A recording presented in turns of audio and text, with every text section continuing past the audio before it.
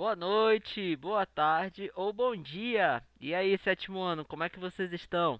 Mais um vídeo hoje aqui e a gente vai fazer a resolução das atividades que foram deixadas na última videoaula e continuar o assunto, tá? Então, se você ainda não fez a atividade deixada na última aula, para esse vídeo aqui, vai lá fazer e quando você acabar, você volta aqui para conferir as respostas estão certas. Não adianta tentar dar uma despertinho e só copiar a resposta para mostrar para mim, ou para o pai ou para a mãe, para o responsável, para dizer que está tudo feito, que você vai estar enganando só a si mesmo. Afinal de contas, você não vai estar praticando aí o que a gente aprendeu durante as aulas, tá bom? Então, podemos começar o vídeo? Vamos lá então. Então, vamos para a primeira questão, que diz assim: o surgimento do renascimento científico e cultural ocorreu por vários motivos, mas, sem dúvida, a disputa com a Igreja Católica pela produção cultural foi a principal. Analise essa afirmativa. Então, é uma questão aí puxada, né? Você vai falar justamente aí sobre essa questão, né, do controle, da vigilância da Igreja Católica e da liberdade de cultura, das artes e tudo mais aí que foi muito forte nesse período na Europa. Então, na resolução que eu montei, ficou assim: a Igreja Católica, ela controlava a produção cultural usando o cristianismo. Aqueles que inovassem nas artes ou ciências sem a permissão da igreja eram perseguidos, até mesmo chamados de hereges, né? O renascimento científico e cultural, mais do que o movimento, foi uma política de resistência que gerou uma ruptura com a Igreja Católica, tá? Então foi essa a resposta que eu coloquei. Se vocês colocaram algo semelhante, está correto também. Só para a gente relembrar, tá, pessoal? O Renascimento, ele vai, como eu coloquei ali no final, né, ele vai ser uma ruptura com a Igreja Católica, porque antes a Igreja controlava tudo, as produções culturais, a arte, todo o conhecimento, o conhecimento permitido, ele só era produzido ali dentro da Igreja.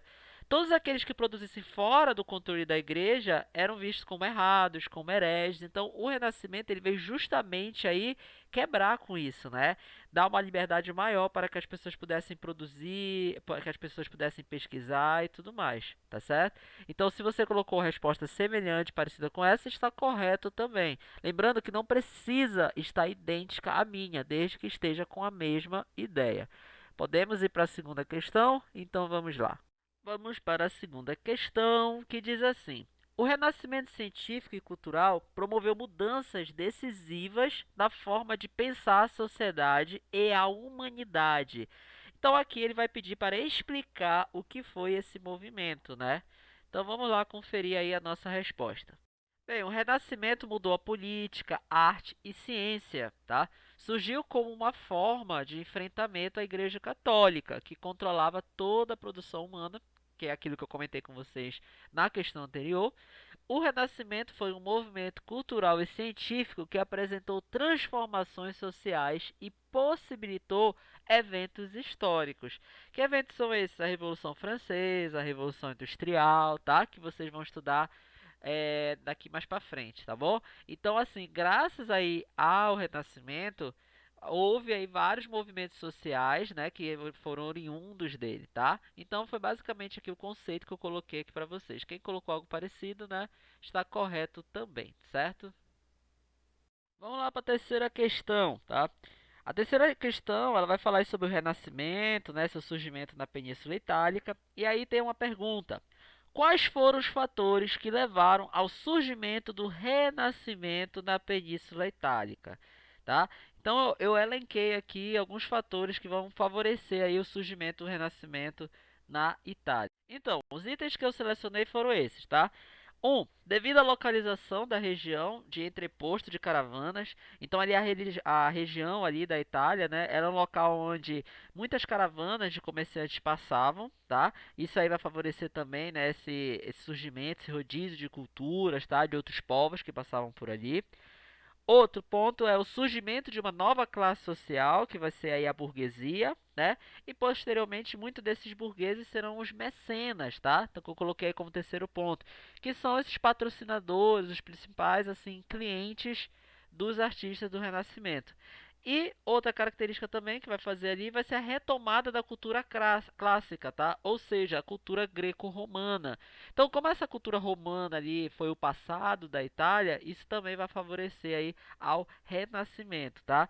Então, um ponto também que eu gostaria de ressaltar para vocês é que o Renascimento ele vai trazer de volta nessa cultura greco-romana. Ele vai ter também essa a gente vai ver a presença ali da igreja, né, de alguns temas religiosos, mas também os temas da mitologia greco-romana, aquela que a gente estudou, sabe, a mitologia dos deuses, heróis gregos, ela também vai ser muito usada nas pinturas aí nas manifestações artísticas do Renascimento.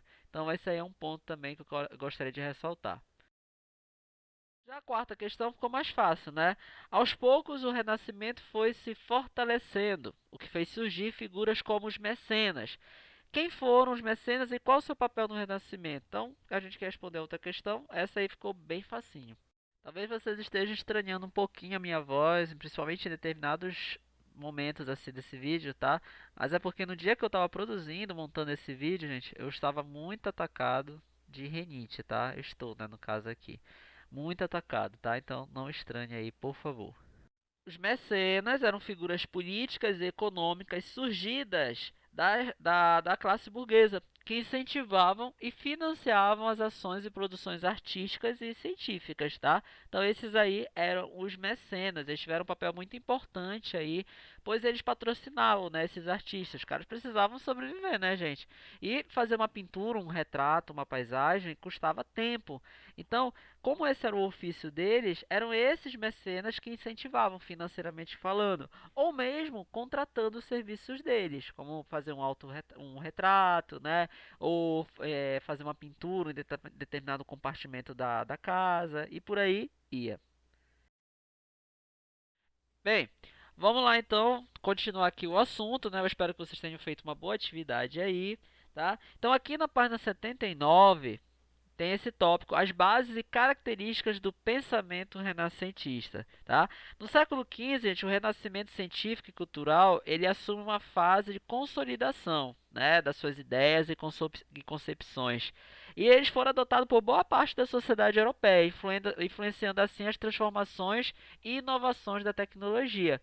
O Renascimento ele apresentou cinco características que são fundamentais para nós entendermos aí esse momento, tá? E que nós vamos começar a falar delas agora. O primeiro aí momento a gente vai ter o classicismo. O classicismo era o resgate dos conceitos da cultura, política e filosofia do pensamento greco-romano, tá? Então, para a gente entender, os defensores desse momento aí do classicismo, eles chamavam, né, a idade anterior, que era a Idade Média, de Idade das Trevas. Eles acabavam chamando assim porque a igreja controlava a cultura e houve pouco desenvolvimento científico. Daí eles colocaram esse nome de Idade das Trevas, ou seja, as pessoas ficaram mergulhadas nas trevas do conhecimento, tá? Então, em alguns artistas do Renascimento ficava claro, né, esse impacto aí na mudança das rotas comerciais que antes eram por terra e passaram a ser pelo mar. Um exemplo é o Lusíadas, tá? Que já falava sobre essa questão aí, a história desse livro Lusíadas vai toda trabalhada dentro desse contexto aí de rotas marítimas e tudo mais, e também essa discussão de ideia entre céu e terra, né? Essa ideia assim de que era muito trabalhada pela Igreja Católica. O Dante Alighieri trabalha nesse livro que é um clássico da literatura mundial, que é a Divina Comédia. Como eu disse, o classicismo ele vai fazer esse resgate da cultura greco-romana, justamente devido a eles observarem, né, o período anterior deles e verem que eles ali não se teve muita produção artística nem desenvolvimento da ciência, que eles chamavam de Idade das Trevas. Então eles pularam o anterior, que é o período da antiguidade, o período greco-romano. Daí eles fazerem esse resgate, né, utilizarem temas da mitologia dentro das suas obras. Eu trouxe essa daqui que é do pintor Sandro Botticelli, perdão, tá? E essa obra aí é chamada de O Nascimento de Vênus. Mas quem é Vênus? Vênus de Milo, gente, a deusa romana do amor, né, e da fertilidade, na Grécia conhecida como Afrodite. Essa é uma obra muito bonita dele, né? Eu particularmente gosto muito, e ele vai justamente retratar aí, né, o nascimento, segundo a mitologia, ela vem aí do mar, né? Ela surge, ela nasce do mar e tem os éforos do vento aí que vão secá-la, né? Outra vem cobri-la, tal. É notória a diferença do estilo, né, do período anterior, no caso da Idade Média, e no período renascentista. Essa obra, por exemplo, as duas são as Três Graças, mas repare que na primeira obra os traços são mais quadrados, né, retos, você não tem noção de profundidade, é aquela coisa bem desenho mesmo.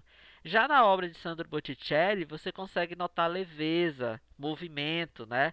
E são obras que encantam especialistas e leigos pela magistral precisão, né, das suas pinceladas e por toda a atmosfera de sonhos que essas obras transmitem. Outra característica marcante também, né, é a suave beleza das deusas e das madonas do período renascentista. E atenção, tá? Madonna é o termo utilizado para a Virgem Maria, né, em italiano aí. Então, quando se fala nas Madonas renascentistas, são as pinturas que retratam a Virgem Maria do período renascentista. Ou seja, essa Madonna é diferente da Madonna cantora. Aí na página 80 temos o hedonismo, e o foco cultural mudava de lado com essa característica do Renascimento. O divino passava a ser secundário, né, diante do culto ao prazer. Também foi muito valorizada aí a forma física, né, o contorno do corpo humano, das formas, né.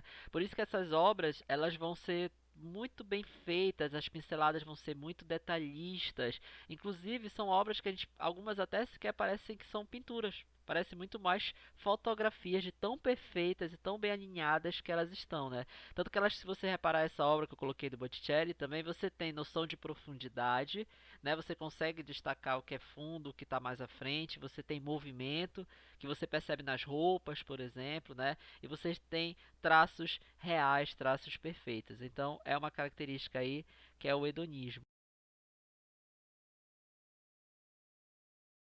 Outra característica aqui que a gente deve ressaltar é o naturalismo, né?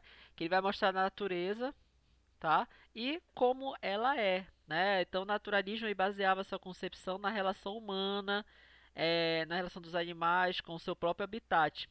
Ou seja, o objetivo era mostrar a natureza como ela é. Essa ideia fez com que a arte renascentista representasse a anatomia humana, os vegetais, entre outras coisas. Mais uma vez a gente vai ver aí essa valorização do humano, dos animais, tá? Que tem aí nas representatividades do Renascimento.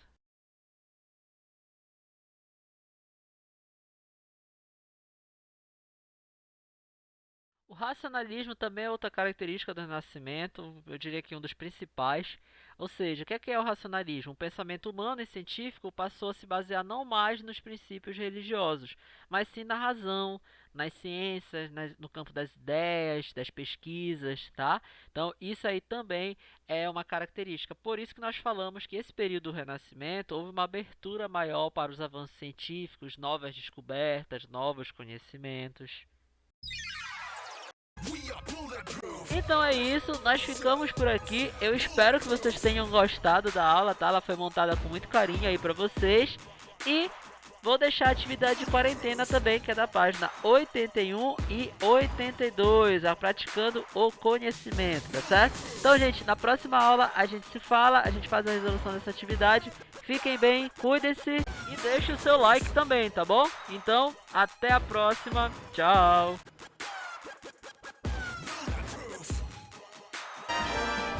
A sua aula continua no próximo vídeo.